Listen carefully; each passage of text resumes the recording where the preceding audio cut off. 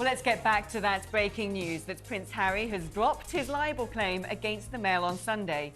The Duke of Sussex abandoned his case just hours before the deadline for his lawyers to pass over a list of relevant documents.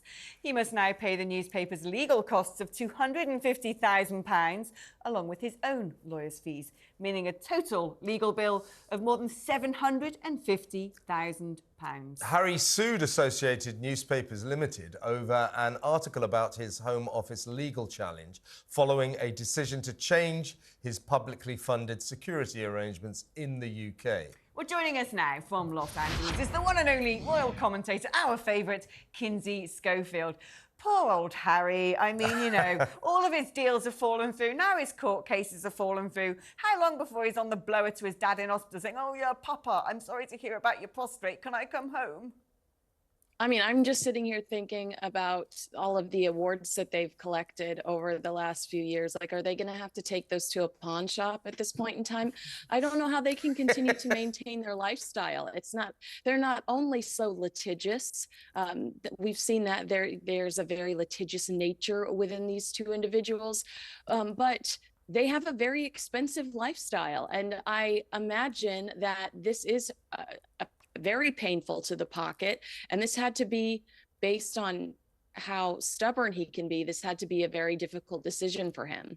Yeah, the thing is, Kinsey, great to talk to you again, by the way, always a pleasure. He's going to have to pay £250,000 of the newspaper's legal fees, plus his legal fees will be $500,000. That's £750,000, basically $1 million or something like that.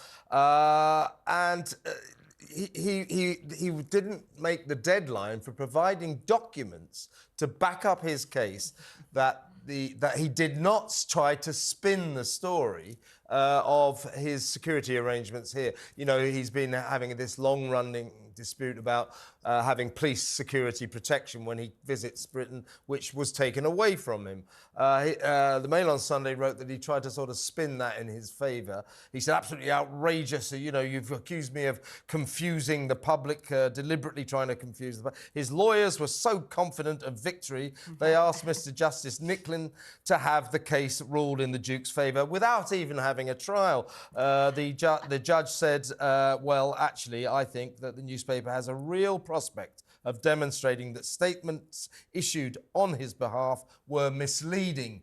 That is now the verdict. He has lost this case. What a terrible week he's having.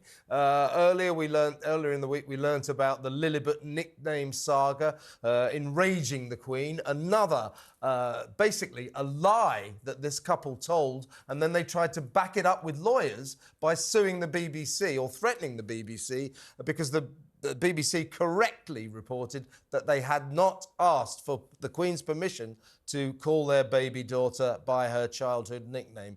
They wrote that, and then so they lied about that, and then tried to enforce their lie, you know, with legal threats. It's extraordinary, isn't it?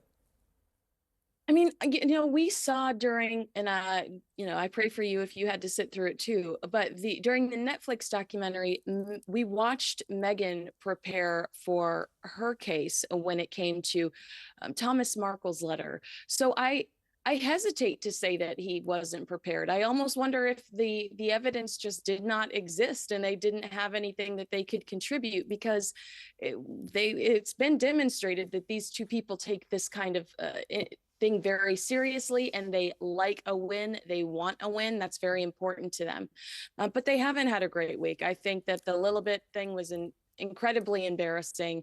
And then it looks horrible that they haven't reached out to the royal family about the Princess of Wales and the King. As far as we know, these are two individuals that like to leak stories to the paper.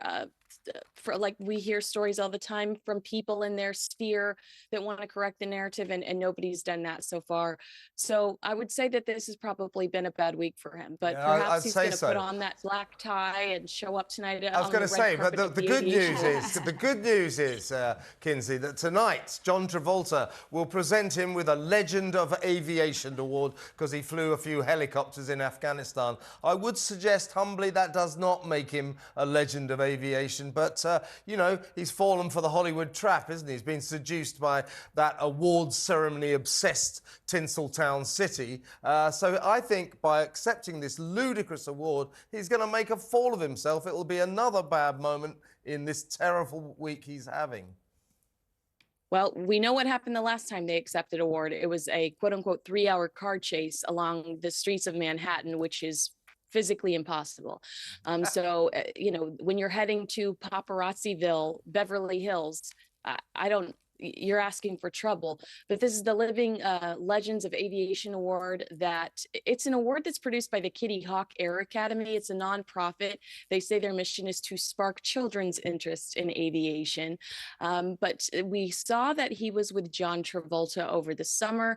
A lot of these trophies that they pick up here in the States feel like pay for play. It's really all about who you know, and it's all about a publicity stunt, not only for the award shows, but for Harry and Meghan as well.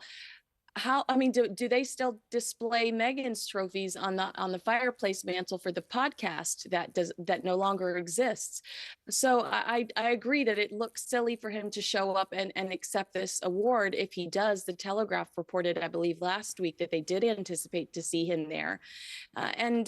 What is the real value of this? They need to focus more on contributing quality content, contributing quality efforts towards some of the charities that they work with, and less on the publicity stunts if they want. I mean, to me, they're has-beens, and they just got here. That's got to be appalling to realize. Maybe they could get an award for that, the quickest demise in Hollywood history. Very briefly, we haven't got long. Should Meghan return to acting? Apparently she might be contemplating it.